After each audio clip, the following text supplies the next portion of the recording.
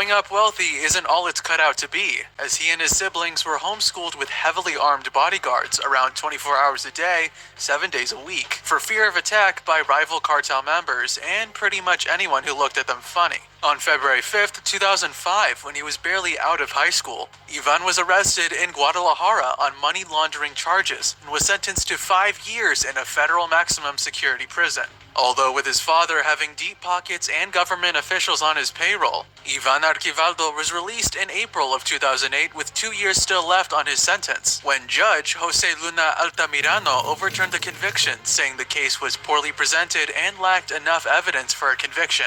The judge was later suspended on suspicion of being bribed by El Chapo after he made wire transfers in the millions that didn't reflect on his financial statements. That, coupled with the fact that some of his relatives made large deposits at around the same period, and a string of suspicious rulings in the past, led to the judge's reputation being tarnished. Despite all the implicating evidence, Judge Altamirano denied all allegations and was later reinstated.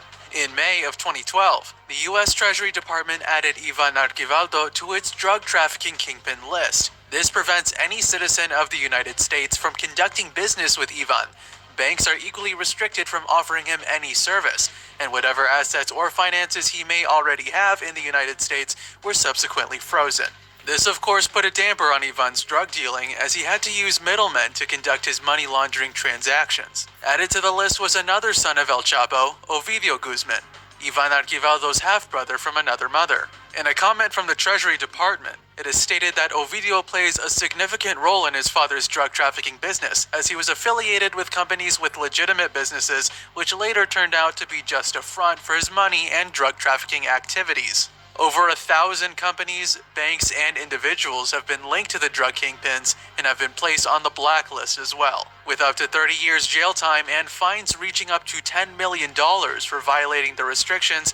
It's little wonder that companies have steered clear of the Guzman brothers. Ivan Arghivaldo is quite the showman online, always making headlines for his elaborate show of wealth on social media. The drug kingpin has an impressive fan following of over 219,000 followers who actively like, repost, and comment on every post he makes. I guess ill-gotten wealth is always fascinating to people. He entertains his followers with pictures of expensive possessions ranging from his €300,000 Ferrari to his exotic pet lion. In one post, he added a picture of him boarding a private jet with the caption, "I distract myself with women, but I'm always on top of business." Ivan is also known to occasionally showcase his vacation trips. Considering the fact that Ivan has so many warrants out for his arrest and the fact that his name is on multiple government watch lists from the US to Mexico, you'd think he'd at least be a little cautious about making his location known to the public.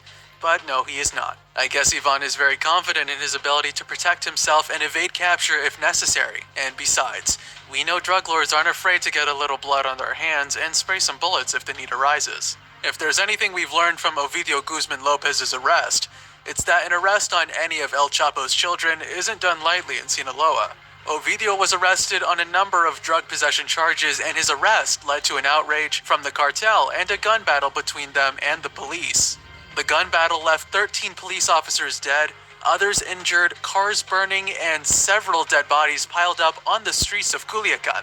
And all of that for just one demand: to free Ovidio, in an attempt to curtail the bloodshed and violence. The authorities gave in to their demands, and Ovidio was soon released. With almost all of his siblings involved in the family's drug trafficking business, sibling rivalry tends to flare up on occasion. While most of the competition among siblings is mainly who flaunts what online and who has made the most headlines, Ivan is a little extra competitive. His brother, Jesus Alfredo Guzman Salazar, is also a lieutenant in the Sinaloa cartel, but reports have it that Jesus Alfredo, or El Gordo as he is called in Sinaloa, isn't half as ambitious as his elder brother Ivan. And although they seem to be on the same page lately, it wasn't always so. In 2016, while at a celebration with his brother Jesus and other top-ranking members of the Sinaloa cartel at the La Leche restaurant in the coastal resort city of Puerto Vallarta, armed gunmen from the Jalisco-based New Generation cartel stormed the cafe where the celebration was being held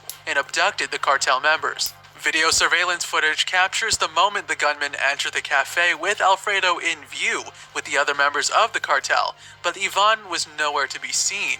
Reports have it that Ivan Arghivaldo left the scene moments before the gunman arrived. Coincidence? I think not. Another oddity was that Sinaloa cartel members chose that night of all nights to be without bodyguards and guns, which was very strange being that the Guzmans and other cartel members are always with guns, possibly even in the shower. It was speculated that Ivan Arghivaldo knew of the impending attack and, rather than inform his brother and fellow cartel members, chose to save himself alone.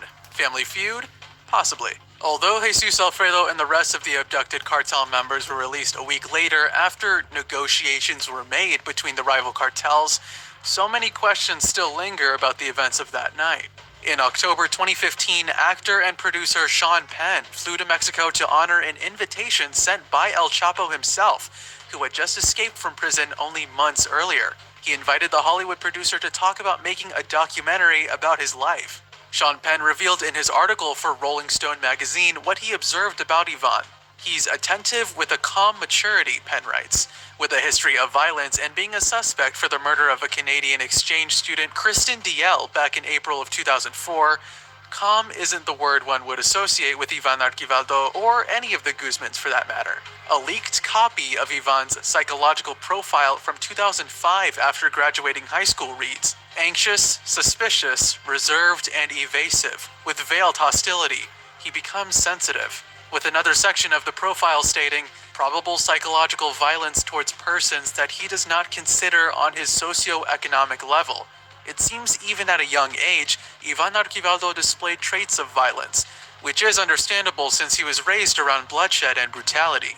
In the weeks since El Chapo's extradition to the US, there has been a surge of violence in the state of Sinaloa. The state's public security secretary, General Genaro Robles Casillas, told the press that the sudden upscale of violence was a result of multiple factions of the Sinaloa cartel fighting amongst themselves for control of the cartel's territories. In the space of a weekend, over 40 people were killed in a series of shootouts, some of which were only minutes apart. In a letter released by Ivan Arghivaldo and his brother Jesus Alfredo, they were attacked when they arrived alongside cartel boss Ismael El Mayo Zambada at a meeting called by Damasio Lopez, a high-ranking member in the Sinaloa cartel, who to some was to be El Chapo's successor after his incarceration in the US. The letter says when they arrived at the venue for the meeting, before they could even leave their cars, they were shot at with waves of bullets by unknown gunmen, which led to some of the bodyguards dying on the spot. The letter goes on to state, "We realized we were betrayed by El Licenciado Damasio Lopez, trying to kill us as to end the Guzman family at the root." The Guzman brothers, alongside Ismael Zambada, were able to flee the scene with their lives, but sustained some injuries. Though the brothers believe it was Damasio Lopez who wanted them dead, because he called the meeting and would stand to gain the most if Ivan Arghivaldo, his brother, and Ismael Zambada were all to be killed. Some other reports have it that it was in fact Damasio Lopez's son, Damasio Lopez Serrano, or El Mini Leak, short for Licenciado, was behind the attack.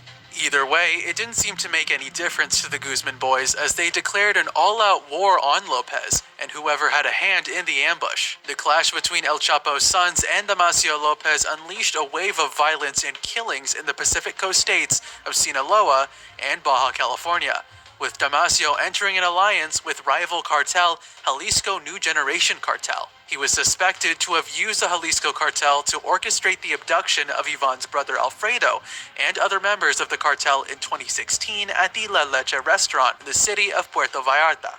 After a failed attempt at taking the throne, Damasio was finally arrested at an apartment building in Mexico City in 2017 and was extradited to the US. His son Serrano was the first high-ranking member of the cartel to surrender himself to US authorities and plead guilty to multiple drug smuggling charges. After El Chapo's arrest, Ivan Arghivaldo tweeted, "I've got my hand on the wheel. I can't give up the responsibility my father has given me and worked so hard for. The Guzman era continues to reign. I want to make it very clear, there's no successor to my father. Not just anyone can fill these shoes. He's still giving orders." And with Damasio behind bars as well, it looks like Ivan has the keys to the kingdom. With his brothers by his side and the demand for narcotics